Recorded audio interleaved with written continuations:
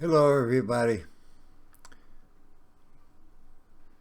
This video is about 5 and 10 loft.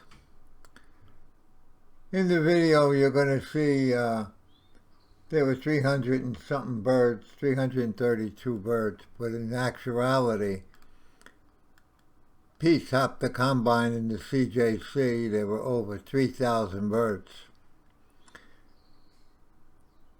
I just wanted to show you how well you can do if you work hard. Pete does. He keeps the birds healthy, he trains them, he purchased the book. He does it all. So I just wanted to bring it to your attention how well you can do.